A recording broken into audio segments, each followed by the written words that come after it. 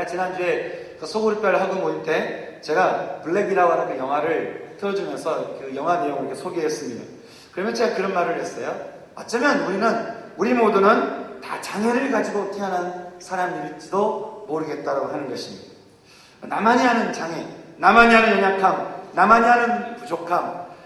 그래서 참 나만 알고 있는 그 연약함, 여러분, 나만 알고 있는 그거, 여러분 어떤 것이겠습니까? 제가 나중에 이제 식사를 하면서 거기는 함께 있었던 청년 중에 한 명이 저한테 와서 이렇게 말하는 거예요. 목사님, 오늘 말씀 이런저런 말씀 많이 해주셨는데 가장 제 마음에 와닿았던 단어가 바로 그 말이었습니다. 인간은 누구나 다 장애가 있다는 그 말이 너무나 제가 위로가 됐습니다. 너무나 제 자신을 두고 이야기를 한 것 같았습니다. 여러분 사실 그렇지 않습니까? 겉은 우리가 멀쩡해서 그렇지 우리가 속 모양을 이렇게 다 뒤집어 온다고 하면 우리가 속만 얼마나 연약합니까? 우리의 속이 얼마나 부족합니까? 얼마나 죄된 모습이 있습니까? 얼마나 우리가 참 연약함 가운데 있는가라고 하는 것이죠. 이렇게 연약함 가운데 있었던 한 사람이 있었습니다. 이 사람이 성전 미문에 앉아서 지나가는 사람들에게 이렇게 구걸하고 있는 모습을 우리는 성경을 통해서 보게 되는 것이죠. 그가 원한 것은 그냥 오늘 하루 내가 먹고 살 그 음식을 살만한 어떤 돈, 음식 이거를 그들이 원했습니다. 그냥 오늘 나를 살려줄 뭔가를 달라고 그들이 손을 내미는 것이죠. 그랬을 때 참 그들이 하나씩 손을 내미는 그 장면을 우리가 한번 생각해 봤으면 좋겠습니다. 제가 얘기한 것처럼 어쩌면 거기 앉아서 이렇게 참 어릴 때부터 나면서부터 장애인이 됐던 그 사람이 뭔가를 손을 내밀면서 뭔가를 구걸하고 있는 그 모습을 여러분 생각해 보게 되는 것은 어쩌면 이것이 지금 우리를 현대를 살아가고 있는 우리들의 모습과 똑같지 않겠나라고 하는 생각을 해보게 되는 것이죠. 얼마나 많은 사람들이 인정을 요구하는지 몰라요. 얼마나 많은 사람들이 칭찬을 요구하는지 몰라요. 얼마나 많은 사람들이 성공을 요구하는지 몰라요. 얼마나 많은 사람들이 사랑을 요구하는지 몰라요. 우리는 선과 악이라고 하는 그 죄가 우리의 본성의 사랑을 깨트려버리는 그 다음부터 우리는 이렇게 나면서부터 이렇게 사랑의 결핍으로 깨진 상태에서 안지명이가 되어서 우리는 사람들에게 구걸하는 것이죠. 나 좀 더 인정해줘. 나 좀 더 칭찬해줘. 나 좀 더 사랑해줘. 그렇게 내가 좀 성공해서 나를 좀 알아줘. 나 좀 알아줘. 여러분은 무엇을 구걸하고 있는 것 같으십니까? 사람들에게 여러분이 요구하는 것이 있다면 어떤 것이 있겠습니까? 이런 장애인의 구걸함을 옆에서 지나던 베드로와 요한이 자신 안에 살아계시는 예수의 영, 성령님이 나에서 뛰시는 것을 발견하게 됩니다. 그리고는 이 장애인의 가난함이 눈에 보이는 것이죠. 지금 장애인은 자신을 향해서 오늘 하루 먹을 거리 달라고 또 돈을 달라고 구걸하지만 베드로와 요한의 눈에는 그보다 이 사람의 중심에 외치는 소리가 들려지게 되는 것입니다. 바로 생명에 대한 소리였습니다. 생명이 필요하다고 하는 거예요. 겉으로는 내가 오늘 하루 먹을 거리 달라고 손을 내밀지만 그 손을 내미는 그 손을 바라보면서 이 베드로와 요한이 그 안에 계시는 성령님이 예수님이 그 사람을 바라볼 때 뭐라고 말씀하시냐면 이 사람이 지금 생명을 요구한다. 생명을 필요로 한다. 내가 생명을 가졌으면 좋겠다라고 이야기한다라고 하는 것입니다. 베드로 요한이 그래서 이렇게 말합니다. 다가가서 말하기를 우리를 보라. 그러면서 다시 베드로가 이렇게 말하죠. 은과 금은 내게 없거니와 내가 내게 있는 것이 있는데 이 내게 있는 것으로 내가 너희에게 주노니 곧 나사렛 예수의 이름으로 걸으라 라고 말하는 것입니다. 그리고는 놀라운 일이 났죠. 기적이 일어난 것입니다. 자유케 된 것입니다. 인생이 회복하게 되었다는 것입니다. 저는 복음을 믿고 있는 여러분들 통해서 이 세상의 어둠들이 회복되기를 진심으로 소망합니다. 저는 여러분들이 믿는 복음을 통해서 정말 목말라 하는 인생의 갈증의 복음을 전해주고 기쁨을 나눠줄 수 있는 이 축복이 우리 가운데 있기를 소망하는 것이죠. 아니 가난한 자들 찾아가서 복음을 전하셨던 예수님의 발걸음이 우리들의 발걸음이 되어야 된다고 하는 것입니다. 이렇게 베드로와 요한은 예수님이 하셨던 일, 하나님의 마음을 아는 것, 그래서 습관적으로 기도하고 가난한 자들에게 복음을 전하는 일을 그들이 멈추지 않았다고 하는 것입니다. 그래서 우리는 오늘 말씀과 같이 이렇게 보는 그는 기적을 경험하게 됐다고 하는 것이죠. 그럼 주님께서는 오늘 주님을 사랑하던 베드로와 요한, 그리고 한 장애인과의 만남을 통해서 우리에게 들려주시고자 하는 메시지가 있다라고 하는 것입니다. 바로 우리가 네 가지로 정리를 해볼 수 있는데요. 첫 번째 보는 것은 바로 기도를 통한 만남의 기적이 있다라고 하는 것입니다. 여러분, 기도가 뭐겠습니까? 기도는 하나님과 한 마음이 되는 그 순간을 우리는 기도라고 이야기해 볼 수 있는 것이죠. 예수님과 동행하는 시간이라고 하는 것입니다. 따라서 기도하지 않는 사람이 하나님의 마음을 안다라고 하는 것은 거의 불가능하다라고 하는 것입니다. 이해되지 않는다라고 하는 것이죠.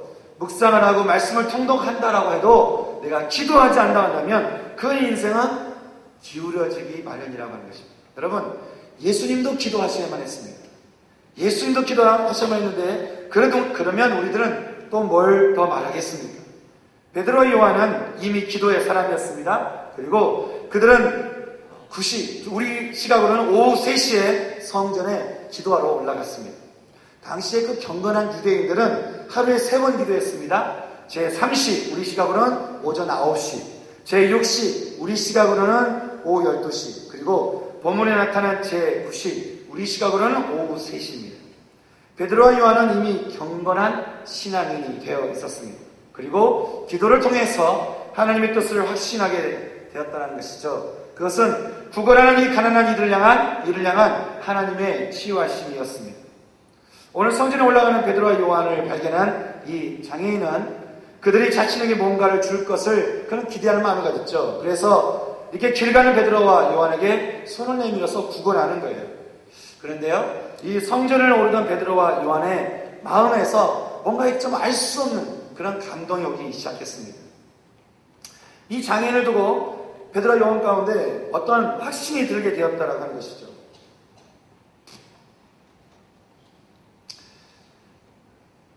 누군가를 위해서 기도할 때 우리는 어떤 뭔가의 마음에 확신이 올 때가 있습니다. 그것은 내가 어떤 위로에 대한 확신이 올 때도 있고, 또 이 사람이 원했던 어떤 기도의 응답에 대한 확신이 올 때도 있고, 또 어떨 때는 정말 이 사람이 완전히 치유될 수 있는 치유에 대한 확신이 올라올 때가 있습니다. 그런데 지금 이 베드로가 기도할 때 올라왔던 확신은 이 사람에 대한 치유에 대한 확신이 올라오게 되었습니다. 이 장애인을 그래서 바라보는 것이죠. 그리고는 말하기를 우리를 보라 라고 말하는 것입니다.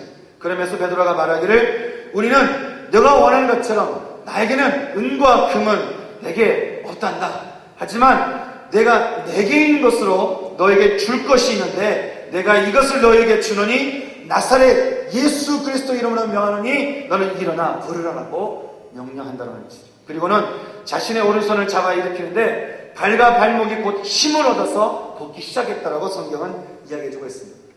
여기서 이 발이라고 하는 헬라어는 발바닥, 발꿈치를 가리키고요, 발목이라는 헬라어는 복사뼈를 의미한다는 것이에요. 그래서 이 두 단어는 신약 성경에서 나타난 의학적인 용어라고 이야기해 볼 수 있습니다.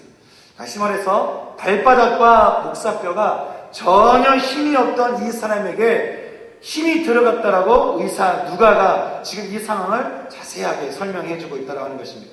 기적이 일어난 것이죠. 이제는 불과 얼마 전까지만 해도 장애인이었던 이 사람이 뛰기 시작했다라고 하는 것입니다. 성전으로 올라가기 시작했죠. 또 기도의 사람 베드로와 요한 앞에 그들이 정말 하나님을 찬미하면서 내가 살아났다라고 그들이 이렇게 외치기 시작했습니다. 정말 하나님의 기적이 그 사람 가운데 들어가는 것을 우리 말씀 통해서 보게 되는 것입니다. 언젠가요, 제가 캄보디아에서 선교여행을 갔을 때였습니다. 제가 조그만 섬으로 사역을 마치고 돌아오는데 한 전도사님이 누군가를 데리고 와서 말하기를 왔어요 그렇게 얘기하는 거예요. 누군가 왔나 봤더니 한 장애인 형제를 데리고 와서는 제 앞에 딱 데리고 오는 거예요. 왔습니다. 기도하시죠 그러는 거예요. 그래서 하나님께서 어떻게 마음 주시나 하고 제가 기도를 하는데 아무래도 이런저런 기도하는데 치유에 대한 확신은 있지는 않고요, 위로에 대한 확신은 있어요. 그래서 그 형제를 두고 계속 위로에 대한 기도를 하고 그냥 같이 통성기도하고 제가 돌아온 적이 있습니다. 그런데요, 나중에 어떤 또 다른 그룹에 제가 간 적이 있습니다. 어떤 그룹에서 1박 2일 수련회를 가게 됐는데 그때 어떤 한 자매가 있는데 이 자매가 늘 이렇게 숨기기를 좋아하는 그런 자매였습니다. 이제는 그 숨는 곳에서 나와서 자유할 수 있도록 우리 모두가 함께 그 자매를 두고 기도하기 시작하는데 한참 동안 기도하고 뜨겁게 기도하면서 이 자매가 드디어 자신의 그 안에서 숨은 것을 포기하고 이제 사람들 앞에 나오는 그런 시간들을 가지게 되었습니다. 그러면서 같이 이렇게 기도하고 찬양하고 또 축복하고 서로 껴안는 시간을 갖게 됐는데, 그런데 이게 서로 다 껴안고 있는 그 순간 우리가 깜짝 놀란 것이 있었어요. 그것은 우리가 너무나 놀라는 기적을 발견하게 됐는데, 그것은 이 자매가 원래 그 발가락이 이렇게 오므라져 있었던, 기역자로 이렇게 구부러져 있었던 그런 자매였는데, 같이 축복하면서 서로 발을 보니까 발가락이 쫙 펴져 있는 거예요. 발가락이 쫙 펴져 있는 것을 바라보면서 우리 너무 깜짝 놀라는 것이에요. 우리가 기도했거든요. 하나님, 사랑하는 이 딸 가운데 하나님께서 하나님 마음도 치유하시되 온 몸도 주님께서 치유하여 주시옵소서. 우리가 정말 그 믿음을 가지고 확신을 가지고 기도했을 때 그 자매가 깨끗하게 치유된 것을 우리가 보게 되는 것입니다. 자, 개인적으로도 간이라거나 사역을 하다 보면 기도하는 와중에 하나님의 확신이 올라올 때가 있습니다. 바로 성령께서 우리 주시는 확신이라고 하는 것이죠. 이것은 기도하는 자만이 알 수 있는 축복이라고 하는 것입니다. 왜냐하면 내가 누군가를 위해서 기도해 줄 때 여러분 그냥 기도하지 마시고 내 안에 계시는 성령께서 어떻게 말씀하시나, 내 안에 계신 예수님이 이 사람을 향해서 어떤 마음을 가지고 계시나, 여러분이 물으시면서 기도할 때 우리는 그 사람을 향한 하나님의 확신을 우리가 느끼게 된다고 하는 것입니다. 그러면 우리가 그 마음이 딱 들어오잖아요. 그러면 그 마음이 들어온 대로 여러분 마음껏 기도하시기 바랍니다. 그러면 하나님께서 그 기도를 통해서 그 사람을 마음을 치유하시고 충분히 위로하시고 또 그 기도에 그 원하는 그 기도에 주님께서 응답해 주신다라고 하는 것입니다. 이것은 기도하는 자만이 알 수 있어요. 기도의 습관이 된 사람, 그래서 기도를 통해서 늘 하나님의 마음을 알기를 원하는 사람, 그 사람은 바로 이 삶 가운데서 기적을 경험할 수 있는 축복이 있다라고 하는 것입니다.